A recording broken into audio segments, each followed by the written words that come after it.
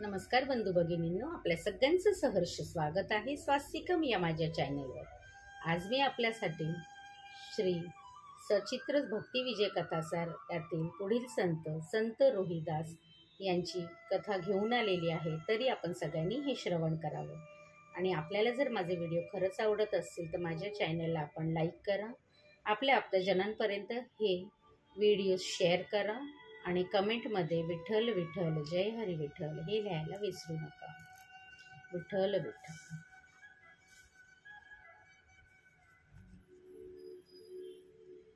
अध्याय 25। रोहिदास सांबार। रोहिदास नावाचा एक चर्मकार होता। तो मोठा विष्णू भक्त होता।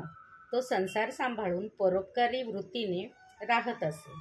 जो कोणी वैष्णव येई त्याला तो पादत्राणे देत। रोहिदास वैष्णवाचे फाटलेले जोडेही शिवून देत असे। तो वैष्णवांची पूजाही करीत असे। तो नित्यनेमाने थोडा फराळ करून स्नान करून मग देवाची पूजा करी। तो एकदा चांबड्याचे आसन घालून चांबड्याच्या पात्रात पाणी घेऊन देवपूजेला बसला असताना पंचांग सांगवयास एक ब्राह्मण त्याच्या घरी आला व तुळशी वृंदावनाजवळ बसला। त्याने पाहिले रोहिदासाने पूजेसाठी सर्व उपकरणे चांबड्याचीच घेतली होती। तो म्हणाला, असे तू का करतोस? विष्णूची पूजा शालिग्राम घेऊन करायची असते। चामड्याच्या वस्त्रावर काय देव ठेवतोस? हे काही बरोबर नाही। रोहिदास म्हणाला, दिग्विजयवर्य, जगात त्वचा नाही अशी एकतरी वस्तू आहे का? ब्राह्मण विचारू लागला। तो त्याला कळून आले की सर्व चर्म किंवा त्वचा आहे।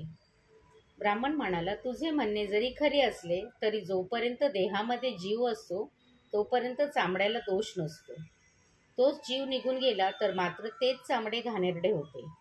रोहिदास म्हणाला, शालिग्राम तर शुद्ध दगड आहे, त्यात तुम्ही देव आहे असे कसे समजता?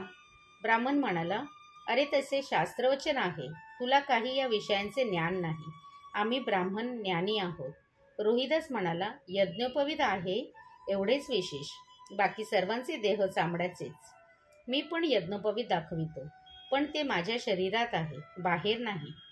असे म्हणून फारसा वेळ न घालविता रोहिदासाने रापणी घेतली व आपली छाती आणि पोट चिरून आतील सूक्ष्म रूपातील यज्ञोपवीत ब्राह्मणाला दाखविले। ब्राह्मण घाबरला।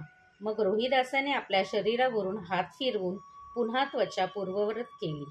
ब्राह्मण म्हणाला, तू खरा विष्णुभक्त आहेस, मला काही कळले नाही। मी अज्ञपणे तुझ्याजवळ वाद घालून तुला त्रास दिला, पण तुझी कीर्ती यामुळे अजरामर होईल। तू शालिग्रामाची पूजा जशी करतोस तशीच करीत जा। विठ्ठल विठ्ठल जय हरी विठ्ठल। विठ्ठल विठ्ठल जय हरी। श्री विठ्ठल रखमाई पर्णमस्तु। शुभम भवतु शुभम भवतु शुभम भवतु।